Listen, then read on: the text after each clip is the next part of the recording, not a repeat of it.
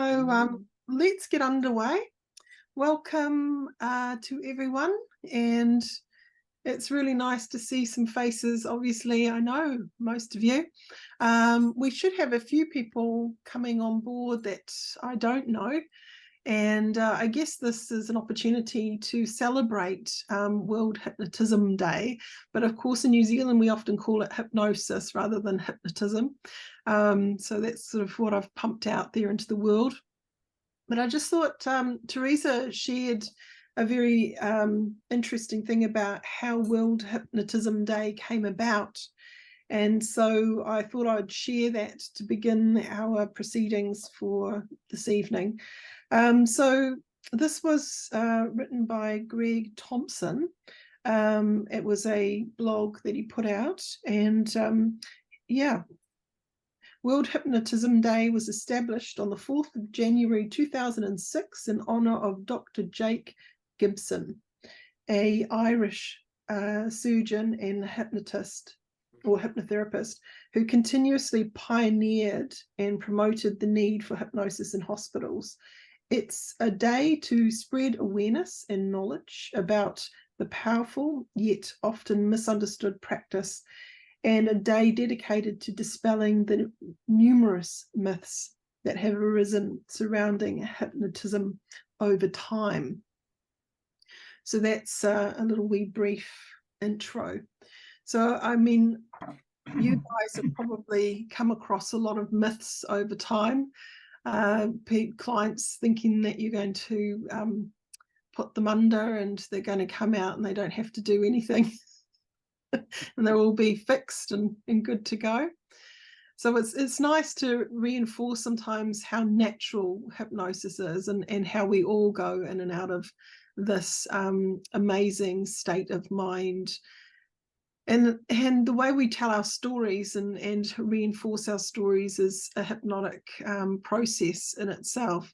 So when we engage our imagination and focus our mind, this is all about that. And of course, many of you as hypnotherapists understand that realm of storytelling and using metaphors to assist our clients. And I thought it would be nice to sort of open up to share a little bit about what got you into sort of becoming a hypnotherapist, and I guess some myths that you've come across, and maybe do a bit of a myth buster moment where you can sort of share a little bit of your insights and normalize that. Any pearls of wisdom is always good to sort of put out there into the world. And I think as the president of the New Zealand Association of Professional Hypnotherapists, for me, I'm passionate about educating people on the benefits of using clinical hypnotherapy for a number of reasons. And my 31 years plus practice has shown me how effective it is. And I wouldn't be doing the work that I still do and really love every day if it wasn't effective. You know, simply put, that is it. And you guys, you know, you understand how powerful and how quick. It's a little bit of a fun event, hopefully, that people can share some nuggets, and people who haven't sort of met before get a little bit of a taste of who you are out there in the world and stuff like that. So I would like to sort of open the floor. Who would like to put themselves forward to introduce yourself? And it's better than me trying to introduce everyone. Sometimes it's better to come from your own heart out into the world. So who would like to be first? Can I pick maybe Daryl? Can I pick you to be first? Yes, Hi. of course. Hi. Thanks, Meredith, for inviting me along. And yeah, I'm quite excited just to hear from you guys about your experiences and to contribute a little bit to obviously help advance the industry. For me, so I'm a hypnotherapist for about 14 years now, and one of the things that I say when people turn around to me, as somebody did last week, it says, "Do you think it works?"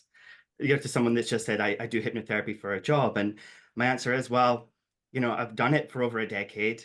I have a full-time clinic. and I almost never advertise. So I'm referral based.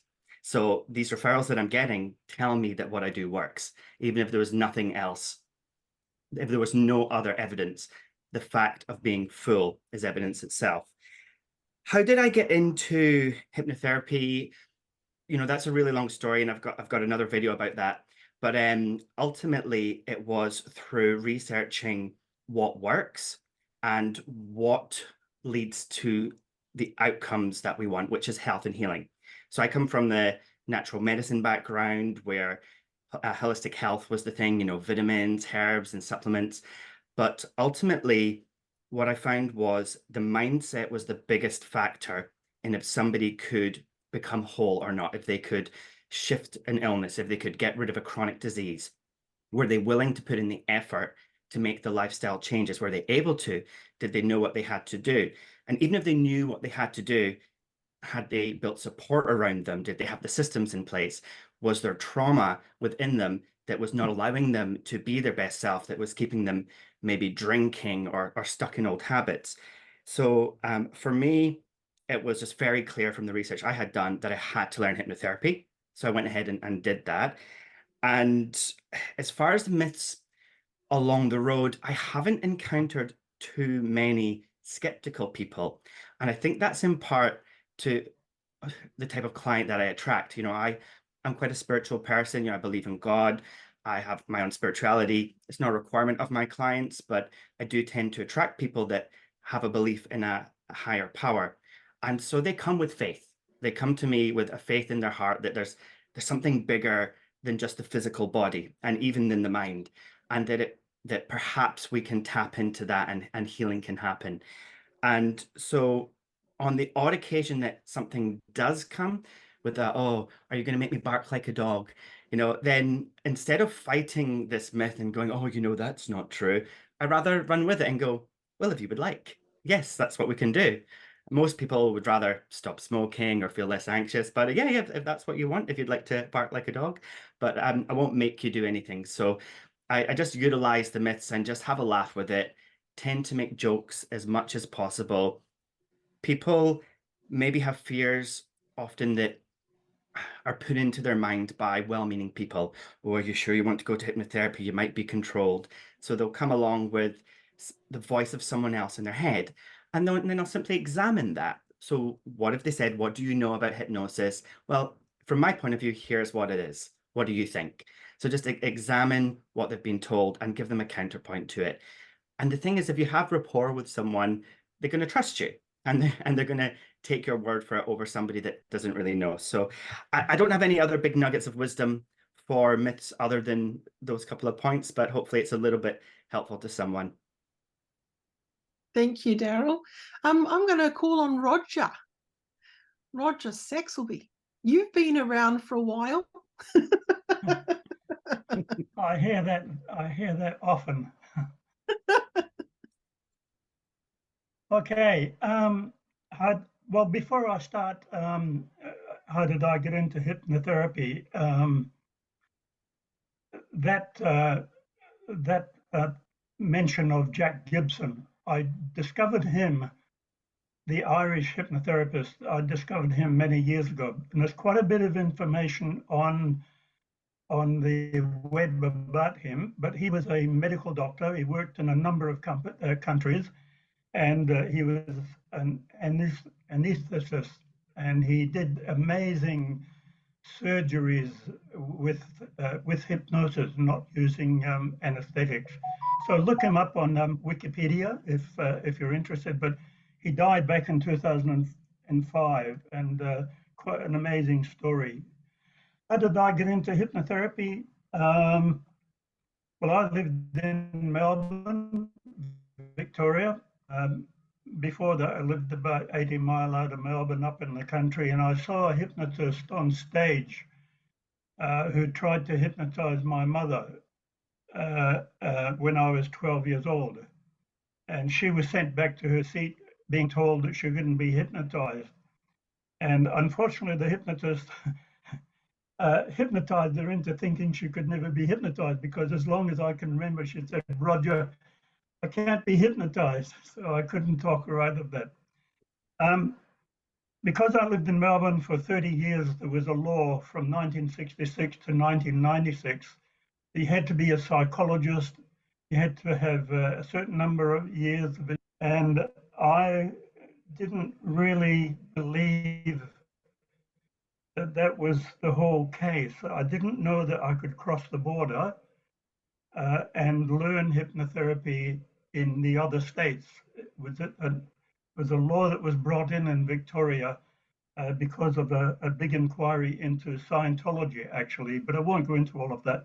It's quite fascinating. But I came here just by coincidence for a holiday, and I was sitting on a bus going up to here, to the Bay of Islands, the Pai here, and I bought a magazine called The Listener. And strangely enough, by coincidence, all of these things happen by coincidence, as you all know, there was an ad for a 3-year course in psychotherapy and hypnotherapy. And I thought, that's exactly what I've been looking for. So I made a phone call from Warkworth back to Auckland. I was invited to go for an interview, and they said, yes, we'll take you on, but the course starts in, I think it was 4 weeks, 3 or 4 weeks. So I went back to Melbourne, gave up my job, sold the car I just bought, gave up everything, left my children and mum and dad and all that. They were still alive, brothers and sisters, and came to New Zealand to start all over. And everybody said, do you know what you're doing? And I said, no, I don't know what I'm doing, but I have to do this. And shortly after I started the course here, which was an amazing course, looking back on it, I learned so much about myself, and there was part of it was very emotionally draining, because we went away on 2 occasions for 7 days. We were locked away. We all did very personal work, and so I learned a lot about myself, as well as all the techniques and various other therapies we went into in fairly in a fairly deep way. But after I'd started the course, I discovered, oh, I could have learned hypnotherapy in New South Wales or South Australia or Queensland, but it would not have been the same sort of course. It was basically a one-off. And I've loved it. I've been doing this. I started full-time practice in 1980, so that's like 40 odd years. And I'm finding it, to be honest, I'm enjoying it more now than ever before. And I'm still learning. And I'm just a person who's curious. I have a saying, you've got to learn at least one new thing every day, and sometimes more. But I just love learning. And I love hypnotherapy. I'm passionate about it. And I've seen so many changes over the years from, you're a hypnotist, oh, don't look at me, to nowadays, a lot of students have got people waiting to be helped by them. Whereas when I started, people were searching for clients. There was no one around that was game to try it. And it was all very woo-woo, So I'm loving every moment of it. I'll be 82 this month, and I've got no intention of stopping, because I just love my work, and I love and get a lot of satisfaction out of helping other people, and teaching others the little bit that I know, because I'm still learning. But yeah, it's a wonderful profession, and a lot of the new things that come up are really, in my opinion, a bit of a twist on the old things. Some of them with new names and new labels, but we definitely are finding out more about how the brain works. But it doesn't really change much about the actual techniques themselves and what we do. But we're learning more about the workings of the brain, plasticity, and all that sort of stuff. But the way that's been hypnotherapy has been worked for many, many years is still effective. And I don't think we have to worry too much about, oh, I've got to learn the latest technique. I've got to catch up with, oh, this new thing, because I'm not saying don't learn them, but the old traditional methods still work. And because we're still working with people's minds and getting their cooperation and helping them to achieve their goals. So thanks for the opportunity. I think, by the way, the write-ups that I've been reading, whoever's doing the writing there, you're in the wrong profession. You should be a journalist. I just think the write-ups have been just wonderful, and I've thoroughly enjoyed them, and still learning as well. Thanks very much. Thank you, Roger. Yes, thank you very much. And it's been a privilege actually having you turn up and share your wisdom over the years, and being on the committee and giving selflessly hours of your time and effort to really promote hypnotherapy. And, you know, you have your school that you have, you know, shared your knowledge with many students over the years, and you've really been an asset, I think, to help New Zealand stay alive in promoting hypnotherapists out there.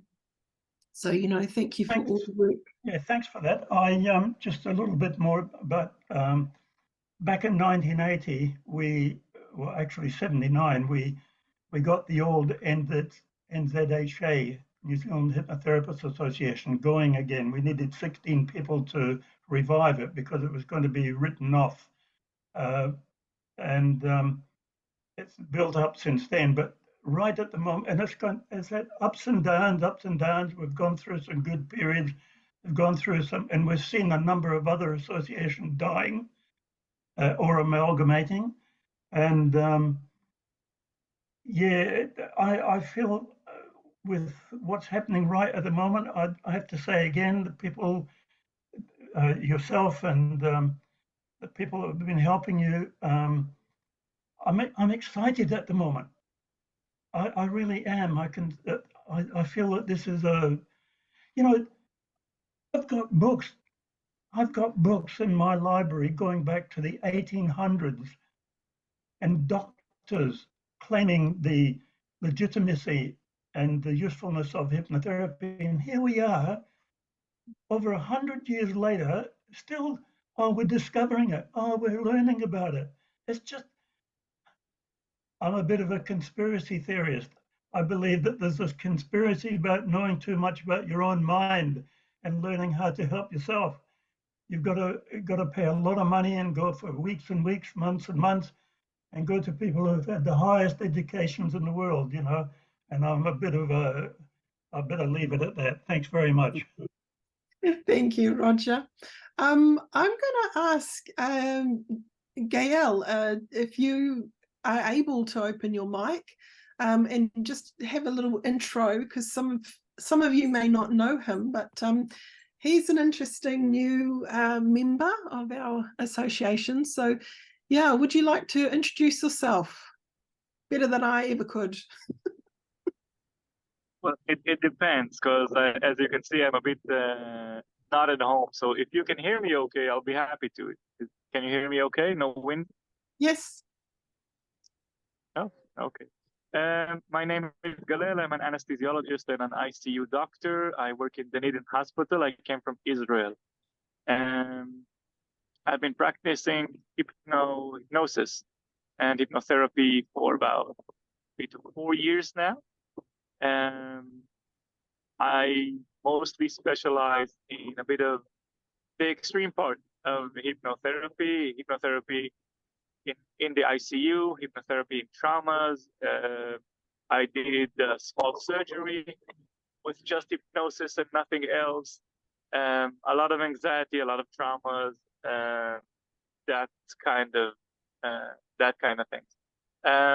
I recently came to New Zealand, and I had to go and jump through all the hoops to be a New Zealand hypnotherapist, which the association was very kind in accepting me. A lot of people, you're asking, why did people choose hypnotherapy, and why did it Why did I go on that path?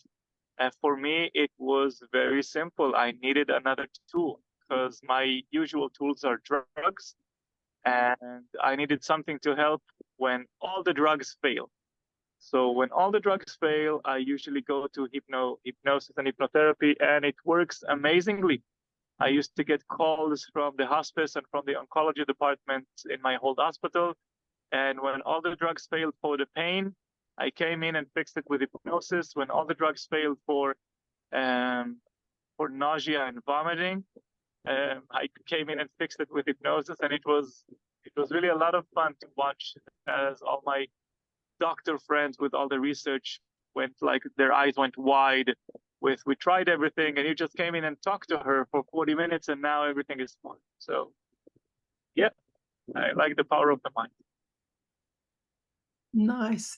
Thank you. Thank you very much. And it's been, yeah, really nice to see new people coming in with such an interesting background, and it sort of adds to our knowledge bank, and you know, it's a wonderful opportunity to share and grow collectively. So yeah, thank you for that.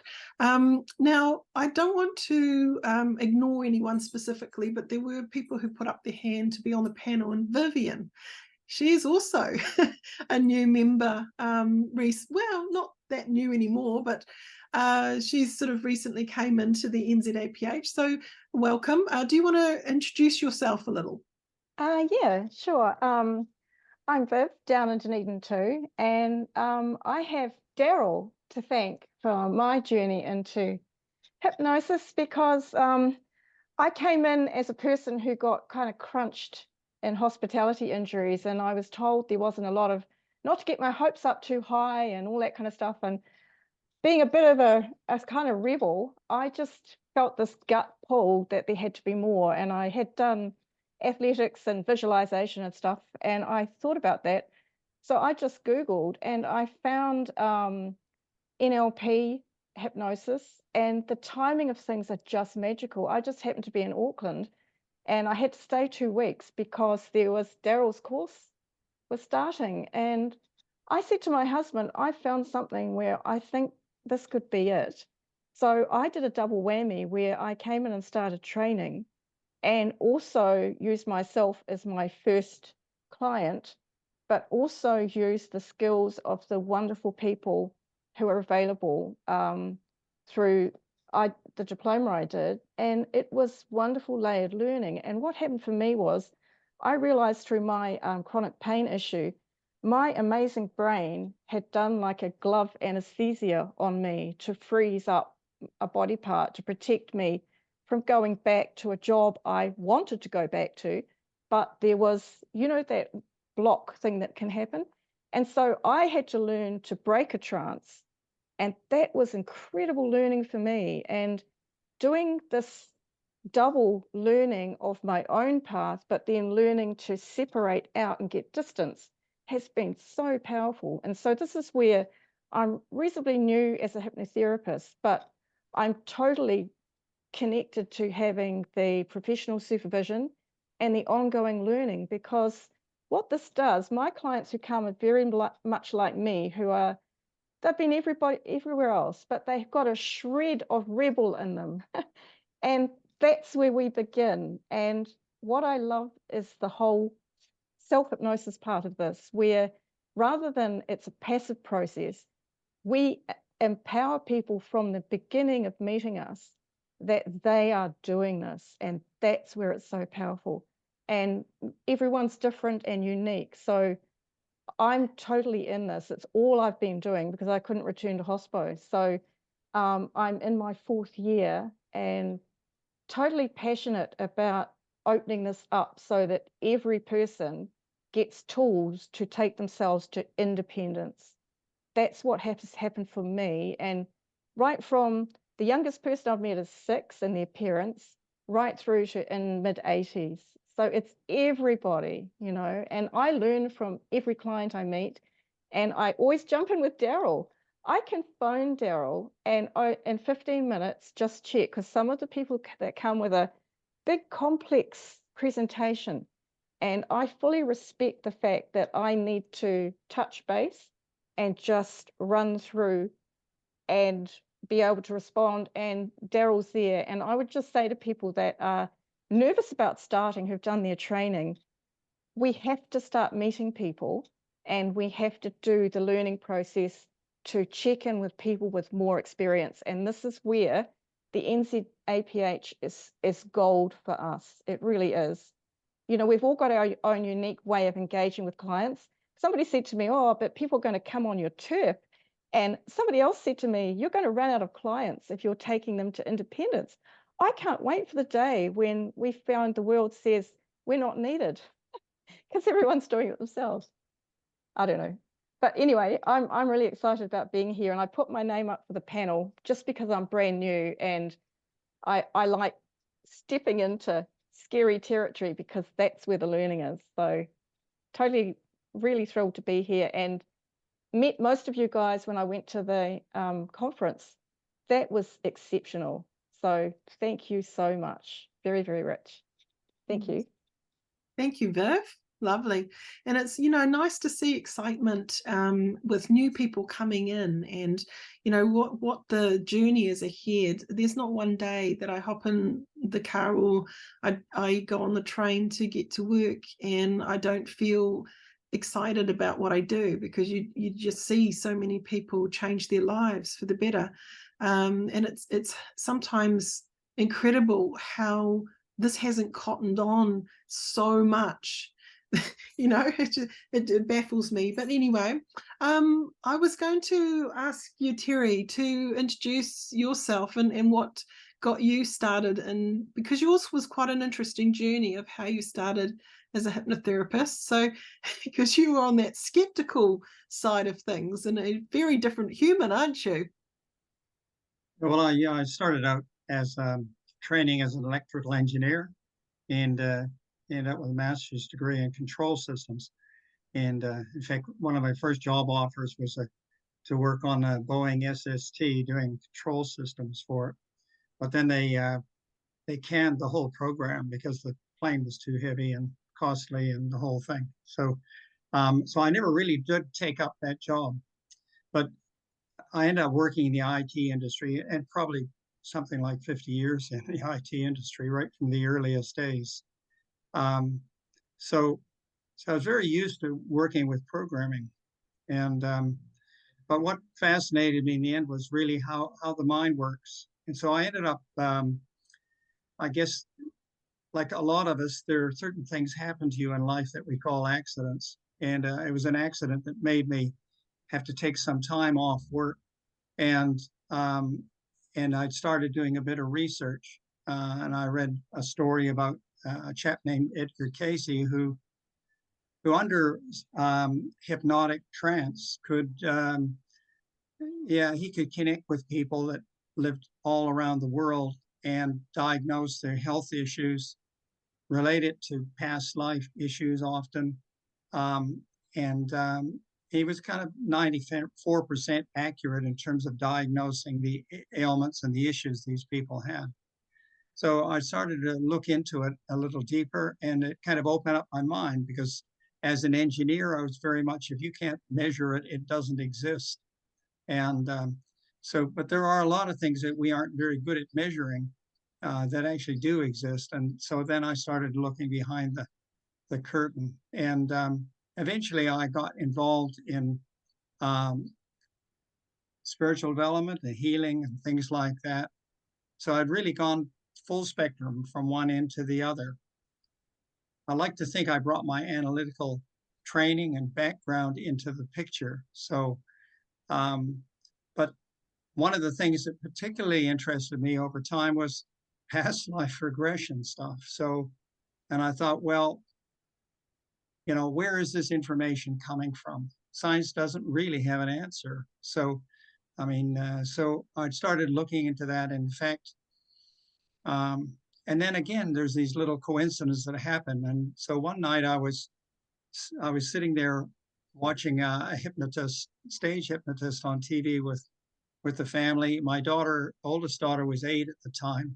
And So I'm reading her bedtime story afterwards, and I said, yeah, and she said, "Oh, Dad, will you hypnotize me?" And I said, "Oh, I don't know how to do that, dear." And she said, "Oh, come on, Dad, you know." And she was quite insistent. What you realize that often that our children are often the teachers.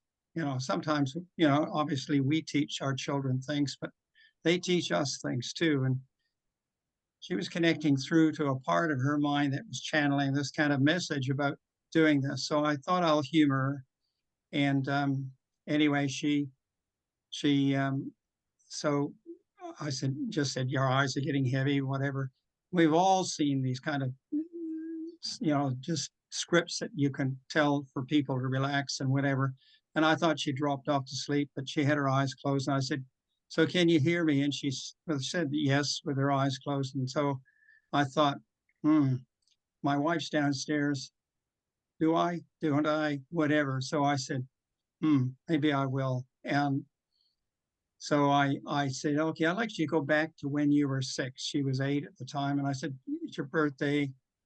Tell me, who's at your birthday? You know, what presents are they giving you? What clothes is everybody wearing? What food are you eating?" Things like that. So she had very good recall of all that information. And that's when you realize that we're just a bit like a body cam. We're actually recording everything. And so when you use the right techniques, you can tap into that knowledge, that awareness. And so then I said, and she talked about living with a mother and a brother, gave his name, baby brother.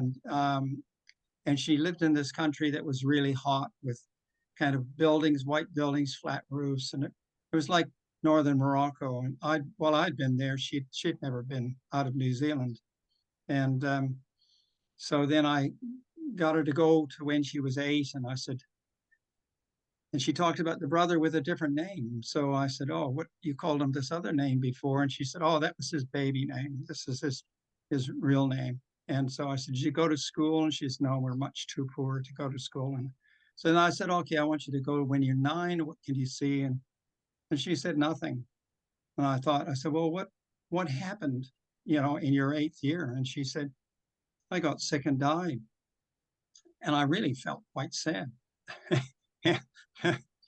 Anyway, of course, the long and short of it is I told my wife about this, and she said, "Don't you ever muck around with our kids' head again." But that daughter was always going to be a teacher right from the earliest stage. She was 8 and she had 3 younger sisters, and she was always setting up little classes and teaching them.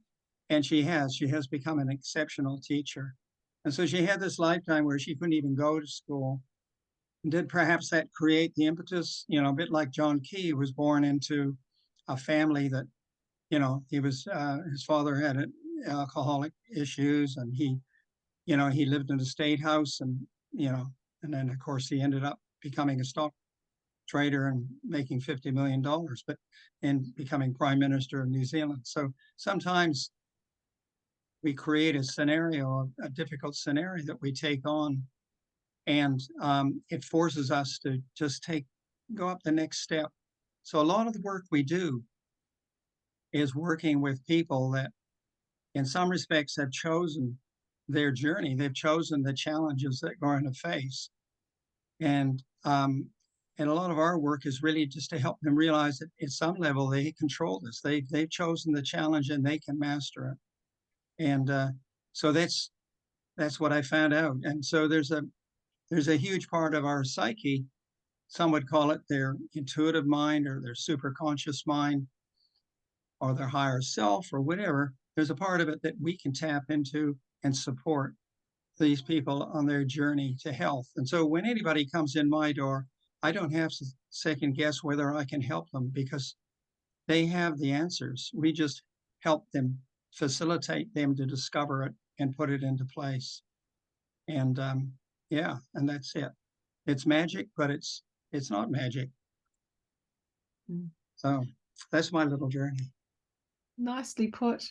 I remember my trainer, Merv Holstead, and he said these words, and I passed them on to students, that the client has the answer.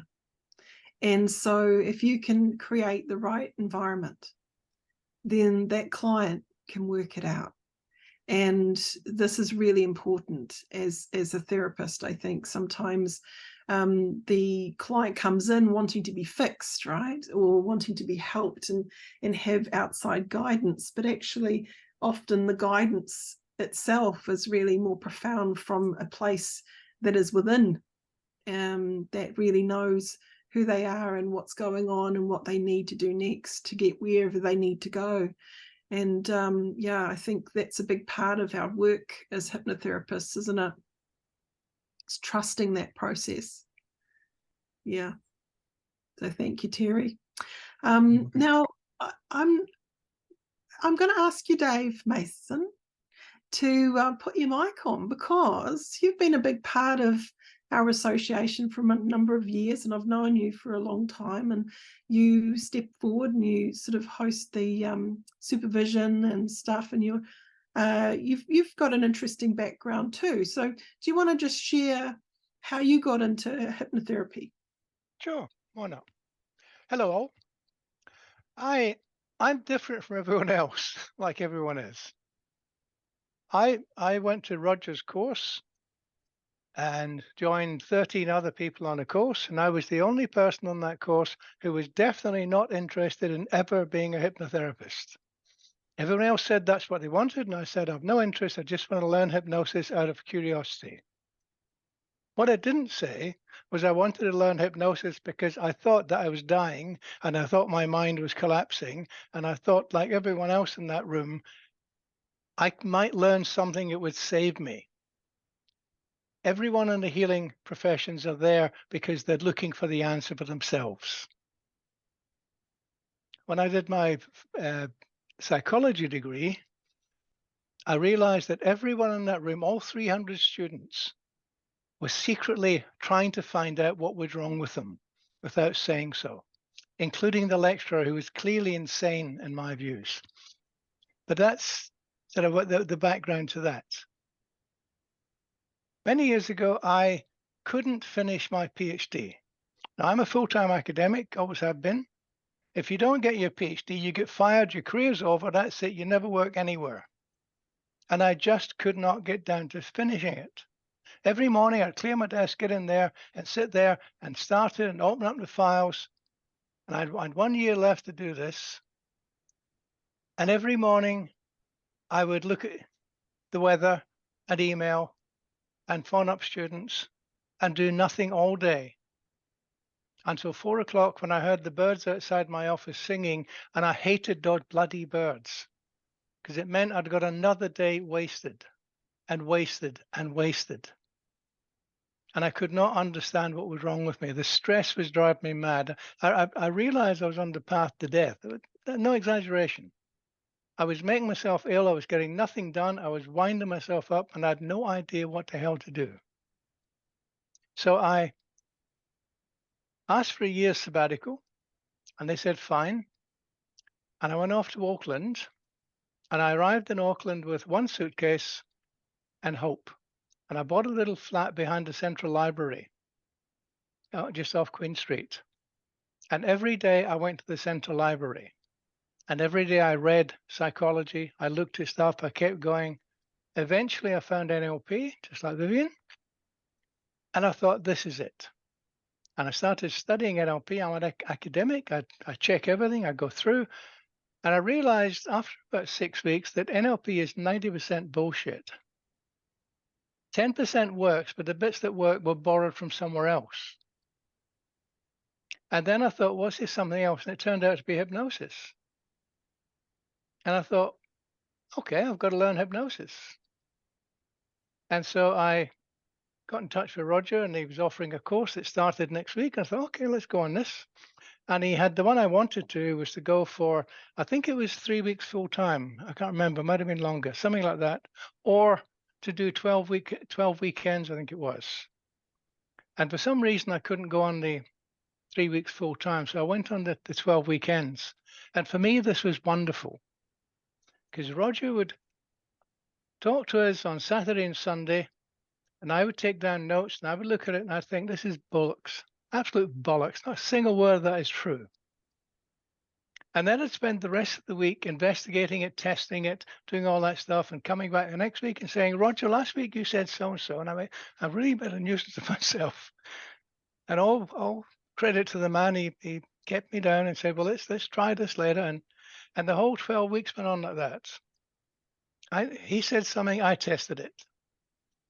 And we got to the point one day when he was trying to hypnotize me, and I was the worst subject he ever had. I don't think he ever managed to hypnotize me even once. Even on an instant induction, he'd snap me into the instant induction, I would go under and instantly come out again.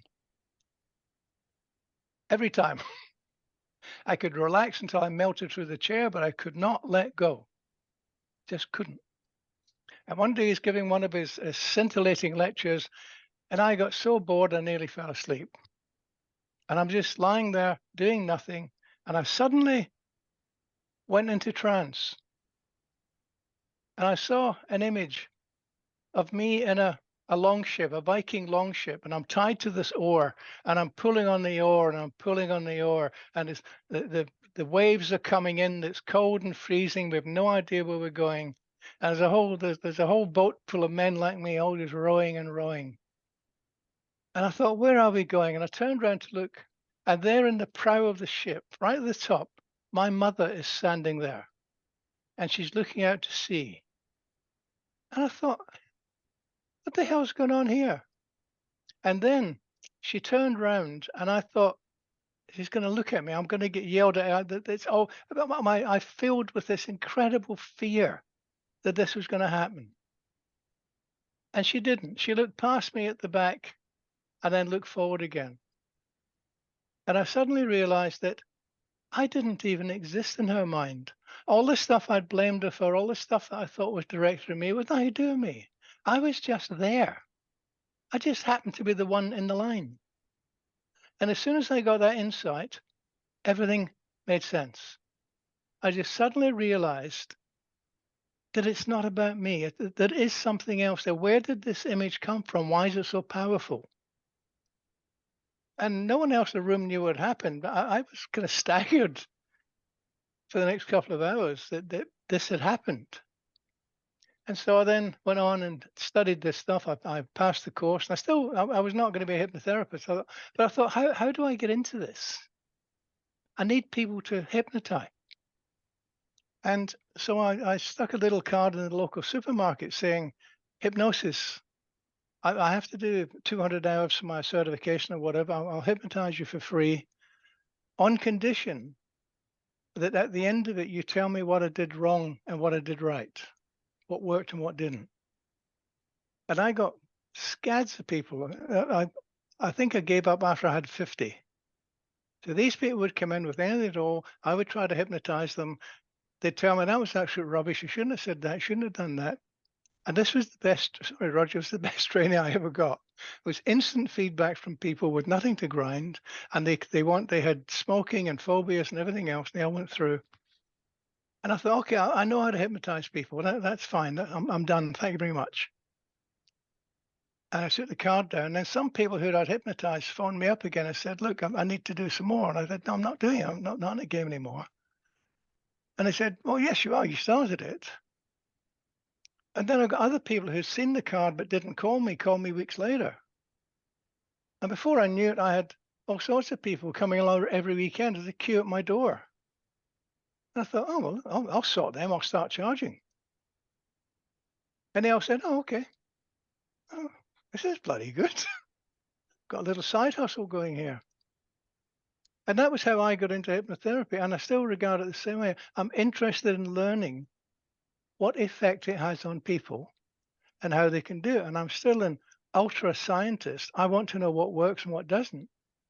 And when I got these people, I would then take something like, say, parts therapy, and I would use parts therapy on the next 10 to see what worked and what didn't. And these people were telling me what was right and wrong. And then I'd take that away and I use direct suggestion. And I'd take that away and I use another methodology. I just kept going through them all to see what, and it seemed to me the only one that was really reliable was metaphor therapy. And that is by telling people stories that match their experience and walking them through it. And so I got into therapy that way.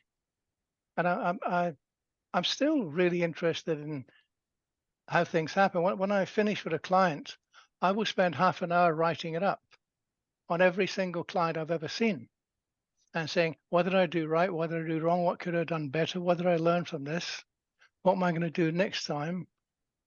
What has this client taught me? And you get something, somebody said earlier, you get something from every client if you're listening. And I say, I'm really only interested in therapy that gives you an instant, immediate response.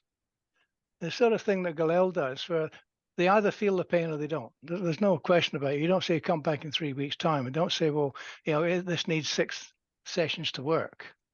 It either works right now or it doesn't. And that's my test of, is it an effective therapy or not? And so all of my journey, if you like, has been getting it narrowed down to the point where I can spend 10 minutes with someone and cure them.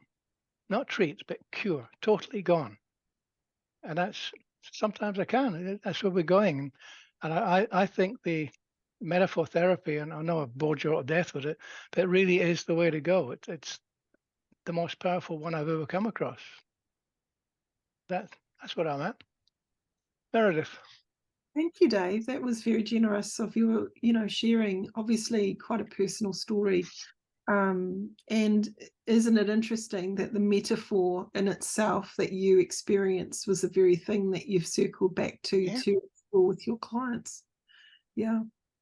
Sometimes what shifts us is kind of the key, isn't it? It kind of awakens something. And I think there is an eclectic range of people and tools and things that hypnotherapy draws from. And depending on who is the therapist and who is the client will depend on what you bring. And you often will attract certain types of clients, I find, that other people may not sort of be into you and they go somewhere else. And it is interesting how the right clients seem to find the right therapist often. It's an uncanny thing that can occur. Now, there is Richard Hall, who is our current vice president. Would you like to do a little intro, Richard? Sitting there and comfy on your couch? I was enjoying listening to everybody. And listen, we've got a fantastic membership that I learned so much from, as I do with my clients. It certainly made me a better person. I think my partner Katrina would agree with that. I've learned a lot from my female clients on how not to act as a man and what to do correctly. So that's been fantastic. But how did I get into hypnotherapy? So I came to New Zealand 9 years ago. My first week here, I went to Patla Museum and met a lady called Judy Christie, who's a good friend of yours, Meredith, and other people may or may not know. She was a hypnotherapist in Nelson. She's retired now. And I became friends with her, and I used to listen to some amazing improvements she was making in people's lives. And I thought, wow, that would be pretty cool. And she said, well, why don't you learn to be a hypnotherapist? And I'd done NLP years ago, and obviously NLP is interlinked with hypnotherapy.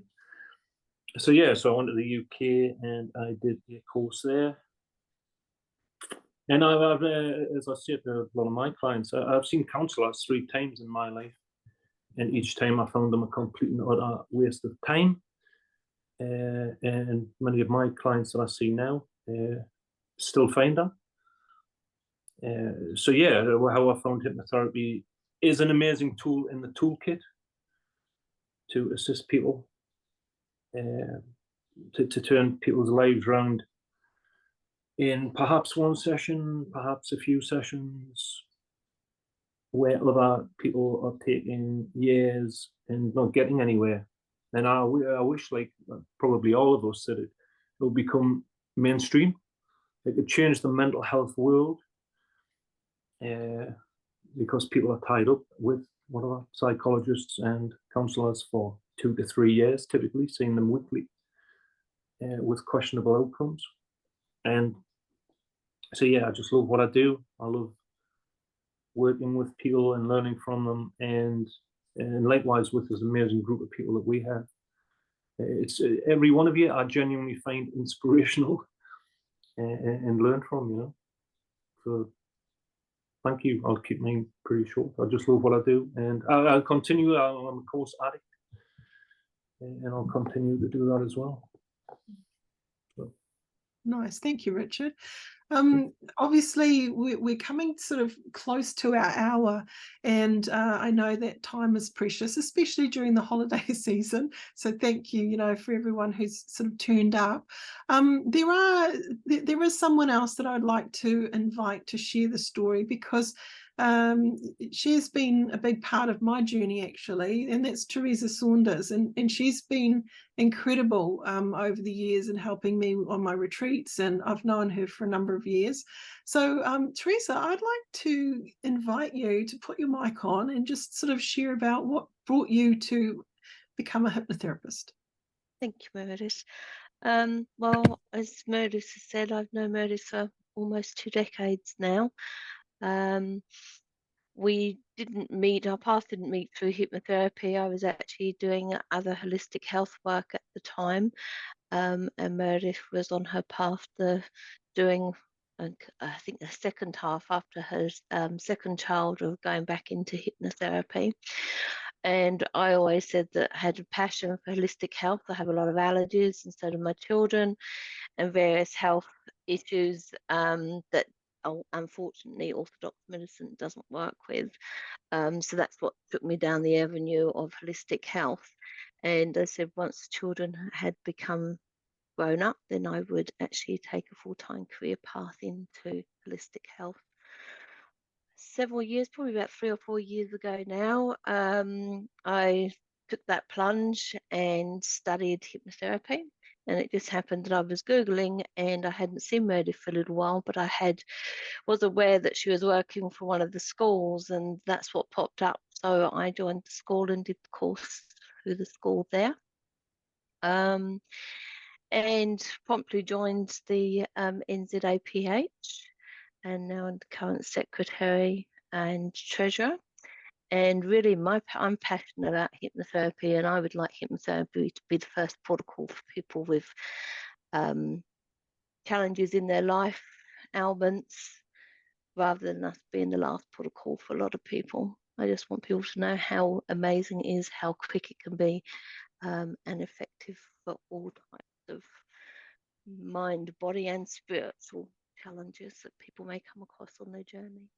And it's been a pleasure working with Meredith. I've pushed her along her journey, I think, at times, but she's also helped me with my path, and I'm very grateful for that. And everybody else that I've come across, I believe there is a reason that we meet each other.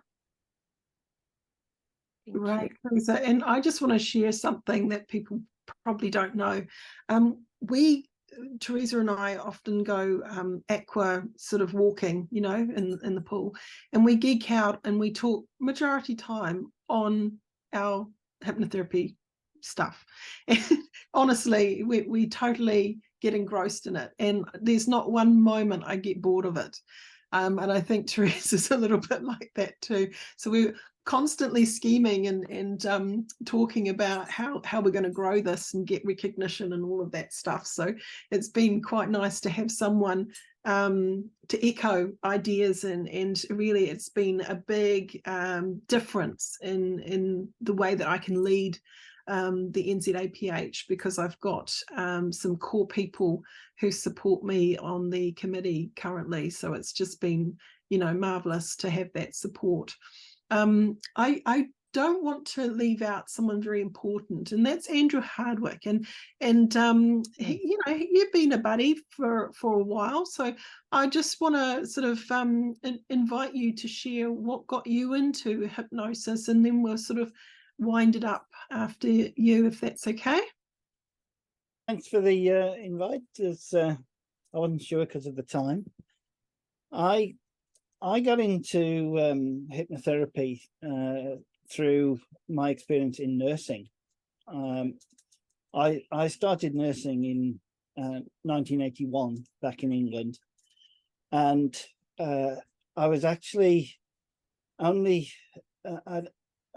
I'd only been a student nurse about 4 months. I was in my second placement. I'd done orthopedic placement first, and my second placement was accident and emergency, or here we call it ED, emergency department. And we had a little girl come into the accident and emergency department, and she'd fallen. She'd landed badly on her wrist, and she'd broken it, and there was dirt in there. I knew that we'd have to get it straightened, get it cleaned, get it splintered, and so on. But she was absolutely terrified. She was panicking. She was kicking, screaming, spitting, biting, throwing anything that she could get her hands on. And there was me, literally still a green student nurse, only on second placement. And I'm thinking, what do I do? Now, as luck would have it, the hospital I was training at, which was in my hometown of Walsall near Birmingham, we were undergoing a clinical trial in the use of hypnosis in the emergency department. And it was purely out of geographical convenience, because across the road from the A&E was what was then the base of what was called the Association of Qualified Curative Hypnotherapists, which has since changed its name many times and is now part of the UK Hypnotherapy Association. And seeing the distress that this little girl and her mum were in, the matron, who there were matrons back in 1981, suggested that we invite one of the doctors, and they were all doctors doing the clinical trials at the time, to come across. And so permission was sought from the mum, and we rang the doctors who were doing the clinical trials, and soon one of them came across, and we got permission from mum to hypnotize their daughter. And because I was the admitting nurse, even though I was a student nurse, I had permission to watch.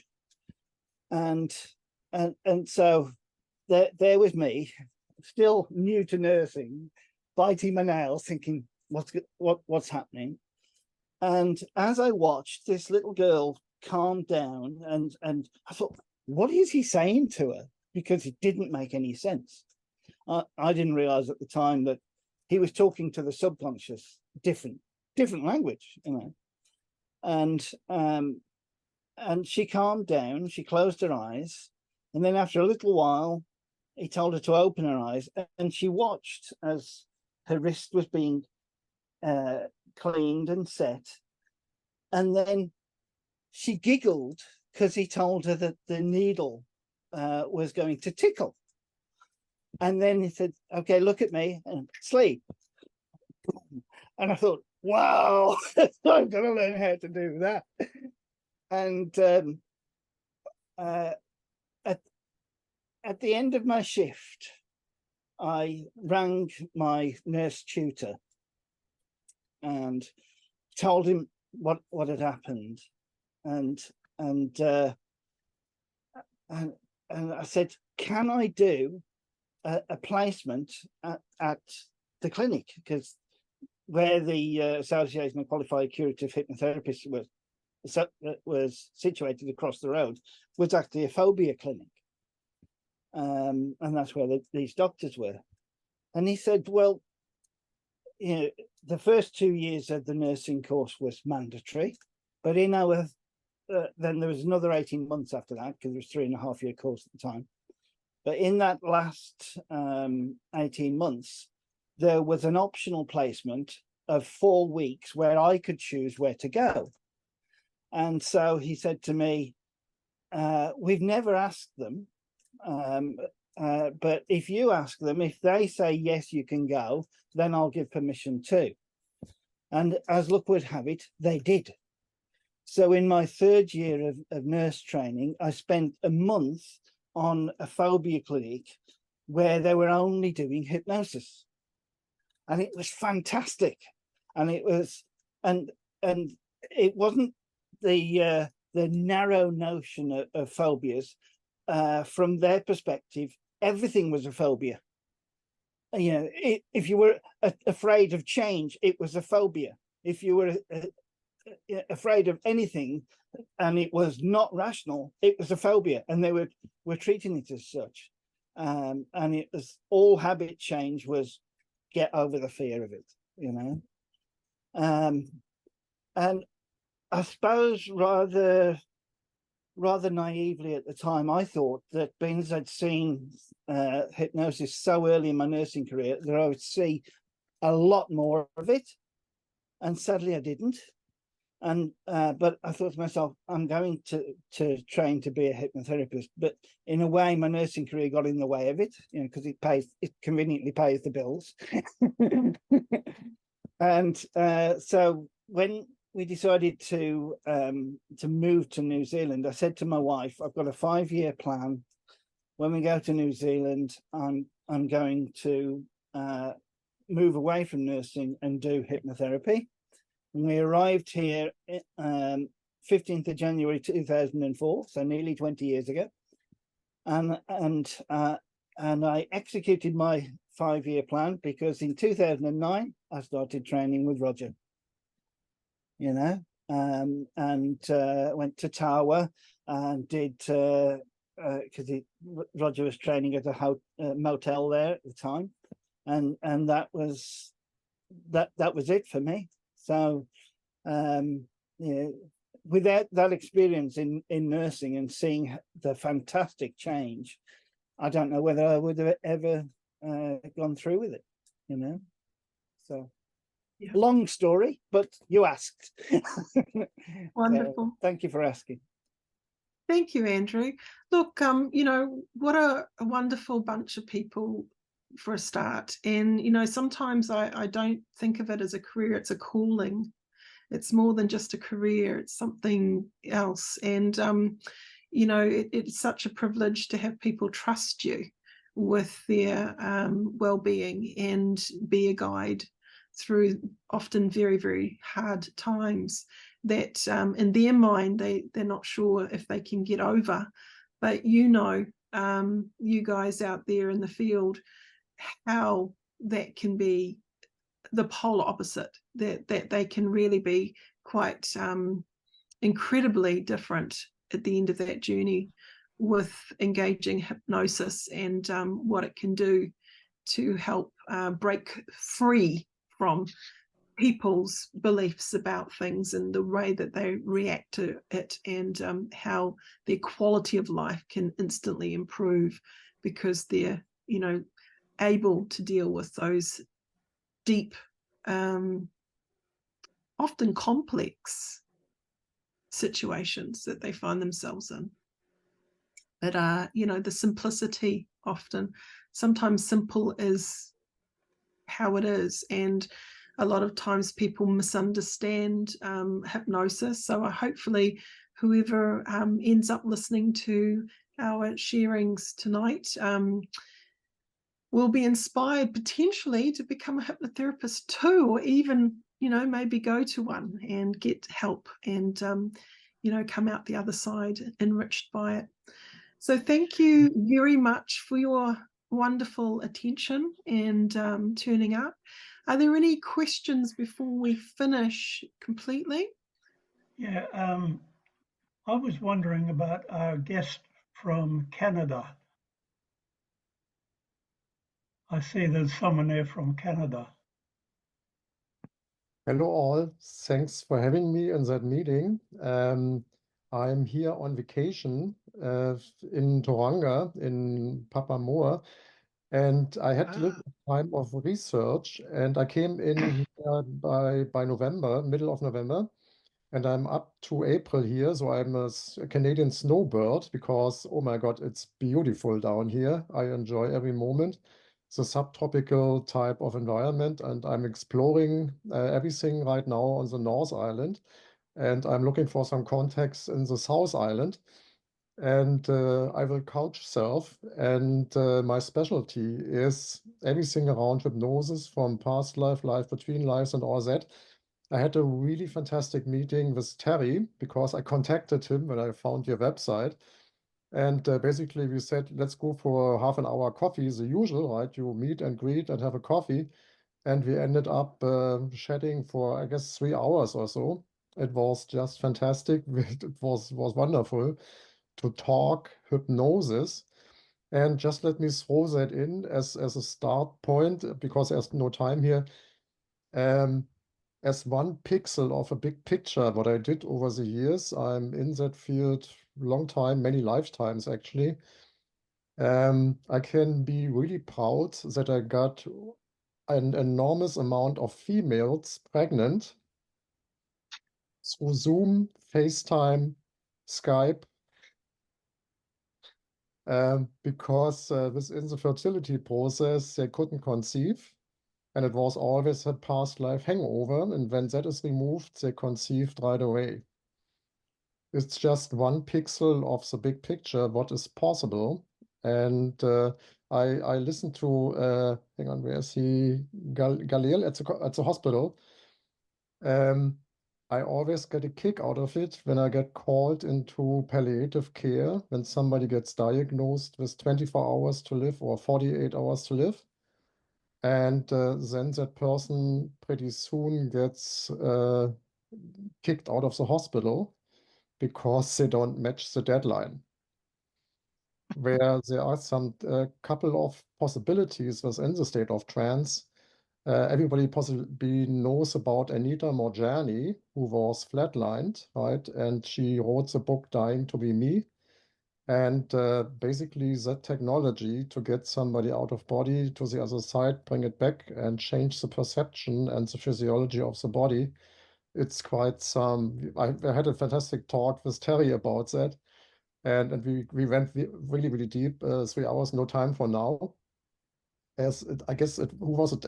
Somebody talked. Dave also talked about metaphors. Let me give you one metaphor, and basically that's what I can share with no time at hand.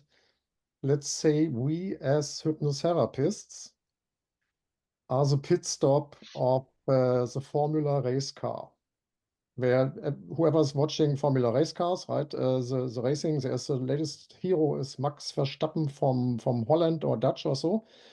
And when you see that race car, including the driver, of course, comes into the pit stop, and they change the tires within 1.8 seconds. And then that thing is back on the racetrack. That's what's possible within the state of trance to change a life. And besides to get females pregnant online and removing some certain energy blocks out of the system, I had many, many folks who were completely suicidal with a gun to the head, with standing on the windowsill or having the knot around the neck and this kind of stuff. And to change that life, I'm down to 5 minutes and 20 seconds, including induction, including everything, extracting and removing all energies connected to fear, stress, pain, anxiety, shame, guilt, grief, anger, resentment, sadness, frustration, tension, hate, rage, betrayal, embarrassment, failure. 5 minutes and a couple of seconds. It's possible. And I had some incredible mentors and some incredible teachers. And thank you so much, Terry, for letting me be here tonight. And again, I'm looking to explore New Zealand. I have time up to April, beginning of April. Then I have to fly back to Canada because I have projects over there. But it's my first time that I can be in the Southern Hemisphere around Christmas, and I really get a kick out of it to run in shorts and flip-flops So look, thank you very much, everyone. Have an absolutely fantastic new year of new possibilities and journeys, and connect out there in that web of synchronicities, and enjoy yourselves, please. Okay, so it's been fabulous to host this, and it's wonderful to know many of you, and you know, have had some, you know, really nice exchanges over the years. So yeah, it's been a privilege. Thank you very much.